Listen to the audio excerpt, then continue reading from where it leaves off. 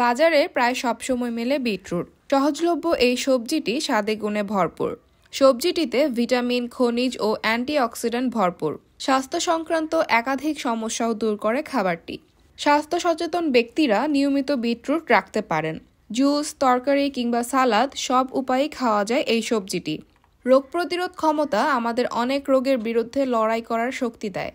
শীতে বিটরুট খেলে এটি রোগ প্রতিরোধ ক্ষমতা শক্তিশালী করতে সাহায্য করে। বিটরুট খেলে রক্তচাপ নিয়ন্ত্রণে থাকে।